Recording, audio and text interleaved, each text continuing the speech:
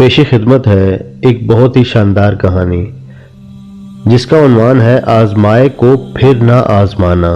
پرانے زمانے کی بات ہے، ایک سوداگر تجارتی قافلہ لے کر دوسرے ملک جا رہا تھا۔ جب قافلہ دریا کے کنارے پہنچا تو وہاں ایک فقیر سے ملاقات ہوئی۔ فقیر نے ملازموں سے پوچھا، کہاں جا رہے ہو؟ ملازموں نے بتایا کہ وہ فلاں ملک جا رہے ہیں۔ فقیر نے ساتھ چلنے کی استدعا کی تو ملازموں نے کہا کہ ہمارا مالک پیچھے آ رہا ہے، تم ان سے پوچھ لو، وہ اجازت دے دیں تو ہم تمہیں ساتھ لے چلیں گے۔ فقیر نے سوداگر سے پوچھا تو اس نے فقیر کو یہ سوچ کر اپنے ساتھ بٹھا لیا کہ اسے فقیر سے حکمت و دانائی کی باتیں سننے کا موقع ملے گا۔ چلتے چلتے سوداگر نے فقیر سے کہا، فقیر میاں کوئی بات سناؤ کہ سفر اچھا گزرے۔ یہ سن کر فقیر کہنے لگا، میں لفظوں کا سوداگر ہوں، اپنے انمول لفظوں کی قیمت لیتا ہوں۔ سوداگر کے دل میں بات سننے کا تجسس بڑھ گیا اور اس نے فقیر سے کہا، کیا لوگے؟ یہ سن کر فقیر کہنے لگا، چوتھائی مال۔ سوداگر نے فرط تجسس میں حامی بھر لی تو فقیر یوں گویا ہوا، کسی کے نصیب پر حسد کی بجائے رشک کرنا۔ اس جملے پر سوداگر نے حسب وعدہ فقیر کو چوتھائی مال تملیک کر دیا۔ قافلہ چلتا رہا۔ سوداگر کے دل میں پھر خیال پیدا ہوا کہ کوئی اور بات سنی جائے۔ اس نے فقیر سے پھر استدعا کی تو فقیر نے پھر وہی شرط رکھی۔ سوداگر رضامند ہو گیا۔ فقیر کہنے لگا، دوسروں کے عیبوں پر پردہ ڈالنا۔ اب فقیر قافلے کے کل مال کے نصف حصے کا مالک بن چکا تھا۔ دوران سفر کچھ دور جا کر سوداگر نے پھر کوئی بات سننے کی خواہش کی تو فقیر نے پھر وہی شرط رکھی۔ سوداگر نے حامی بھر لی تو فقیر کہنے لگا، کھانے کا وقت ہو اور اپنے پاس کچھ نہ ہو تو کوئی روکھی سوکھی بھی پیش کرے تو کھا لینا، منہ نہ موڑنا۔ اب سوداگر کے پاس قافلے کا چوتھائی حصہ مال رہ گیا تھا، جبکہ 3 حصے فقیر نے لے لیے۔ سوداگر کے دل میں تجسس کم نہ ہوا اور اس نے پھر مشروط پند سننے کی فرمائش کی تو فقیر نے پھر وہی شرط رکھی۔ سوداگر مان گیا تو فقیر کہنے لگا، جب قافلہ دریا کے دوسرے کنارے پہنچ جائے گا تو تم قافلے سے الگ ہو کر کھڑے ہو جانا، تب میں تمہیں آخری بات سناؤں گا۔ آخر کار قافلہ دوسرے کنارے جا لگا۔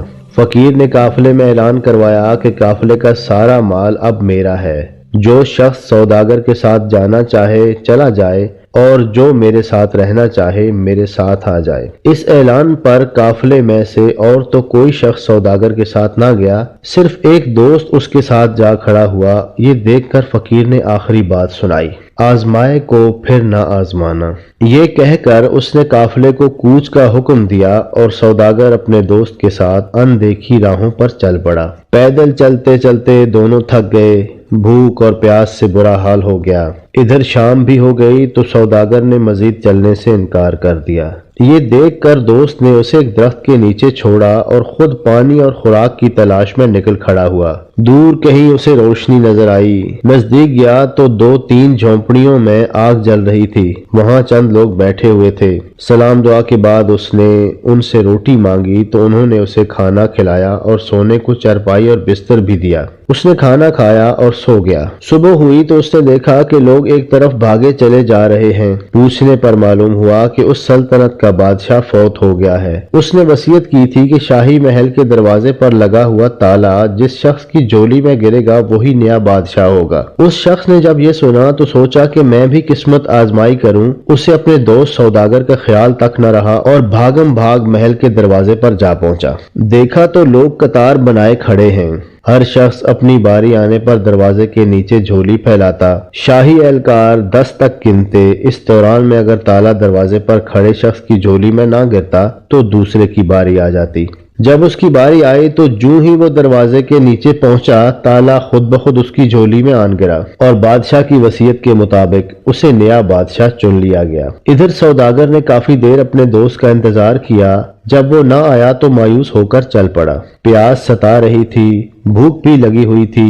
چلتے چلتے وہ بھی ایک بستی میں پہنچا جہاں لوگوں نے اسے کھانا کھلایا اور دودھ بھی پلایا۔ حواس بحال ہوئے تو آگے چل پڑا اور اسی شہر جا پہنچا جہاں اس کا دوست اب بادشاہ بنا ہوا تھا۔ سوداگر وہاں ایک بوڑھی عورت کے ساتھ رہنے لگا، دن بھر مزدوری کرتا، اپنا پیٹ پالتا اور بوڑھی عورت کو بھی کھلاتا۔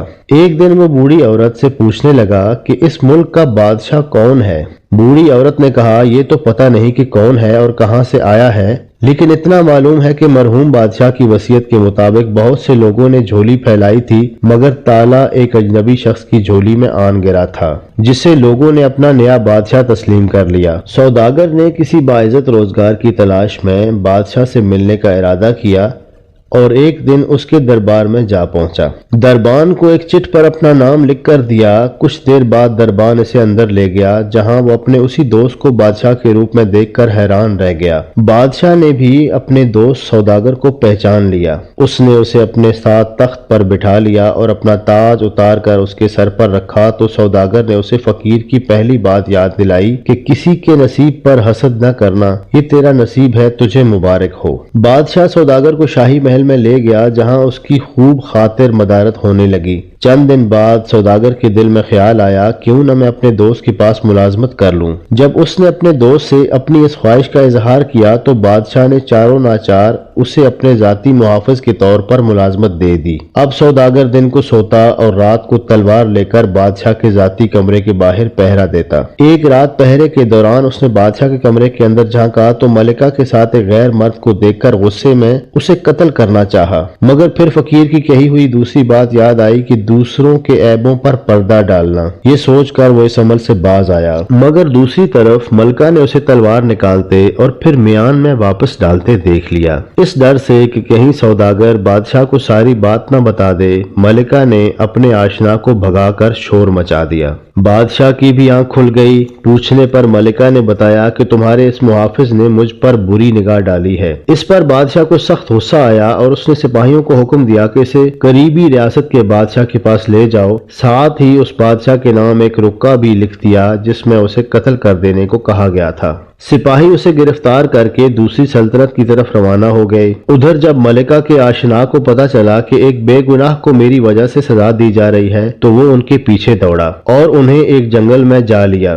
سوداگر سے معافی مانگی اور التجا کی کہ تم وہ رکا مجھے دلا دو، اپنے کیے کی سزا میں خود بھگتوں گا۔ سوداگر نے لیت و لال کے بعد آخر کار وہ رکا اسے دلا دیا۔ اب سپاہیوں نے سوداگر کو چھوڑ کر اسے گرفتار کر لیا اور دوسری سلطنت کے بادشاہ کے پاس جا پہنچے، جہاں بادشاہ نے رکا پڑھتے ہی اس کا سر قلم کروا دیا۔ ادھر سوداگر واپس روانہ ہوا۔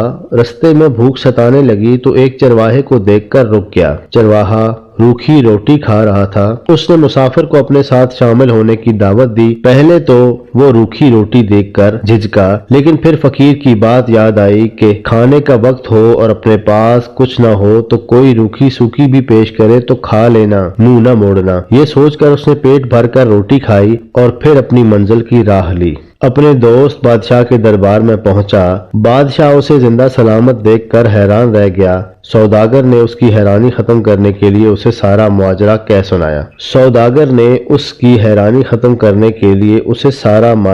سنایا۔ حقیقت جان کر بادشاہ نادم ہوا اور اپنے دوست سے معافی مانگنے لگا، مگر سوداگر یہ کہہ کر چل پڑا کہ فقیر نے آخری نصیحت یہی کی تھی کہ آزمائے ہوئے کو پھر نہ آزمانا۔